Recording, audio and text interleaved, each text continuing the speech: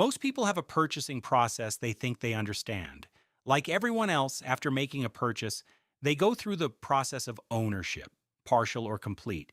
They have done this before or watched others do it, and the process seems so familiar that they skip the details. You walk into a dealership, find the car you want, someone does the calculations, and you make the payment and drive home.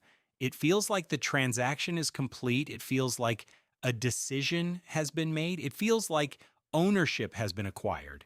What most people do not realize is that the decision was made for them and it was made in the dealership's favor. The car loan is one of the most structurally complex financial products most people encounter in their daily lives, and it is sold in an environment specifically designed to make that complexity invisible. The showroom is not a neutral space. The financing office is not a processing center.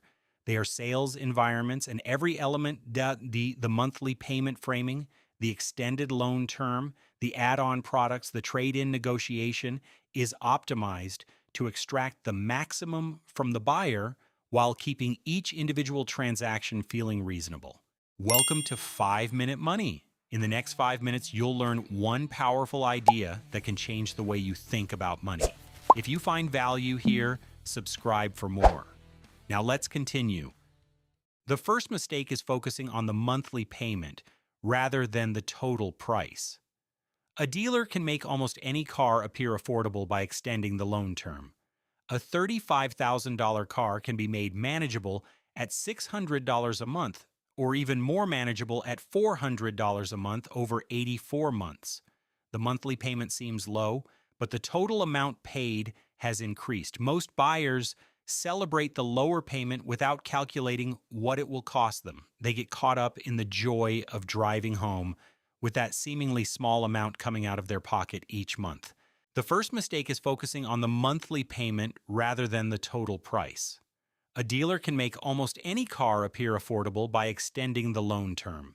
The second mistake is accepting the dealer's financing without comparing it. Most people who finance through a dealer do not know what interest rate they qualify for before going to the dealership. The dealer knows, and the dealer earns a commission called the dealer reserve from the difference between the rate offered by the lender and the rate accepted by the buyer. A buyer who arrives with pre-approval from their own bank eliminates this margin entirely. A buyer who arrives without pre-approval is negotiating blind, forced to accept whatever rate the dealer presents. This difference in the monthly payment may seem like $10 or $50, but multiplied across the total number of months, the amount coming out of your pocket is not insignificant.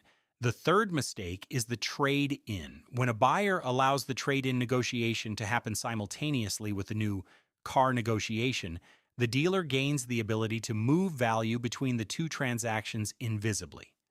A generous trade-in offer can mask a higher price on the new car. A lower new car price can come with a reduced trade-in value. The numbers are connected, but presented as separate. The buyer who sells their old car independently before stepping into a dealership eliminates this variable entirely. The third mistake is the trade-in, the dealer's ability to move value between two transactions invisibly. The fourth mistake is the financing office. After the car price is agreed, the buyer enters the finance and insurance office, a second sales environment with a second salesperson and a second opportunity to add cost, extended warranties, gap insurance, paint protection, tire and wheel coverage, each product presented as protection, each priced at significant margin. Some of these products have genuine value under specific circumstances. Most are available elsewhere at a fraction of the cost. The fifth mistake is depreciation blindness. A new car loses a significant portion of its value the moment it leaves the dealership. By the time you drive home, your car is already used. For a buyer who finances 100% of the purchase price, the loan balance immediately exceeds the car's market value.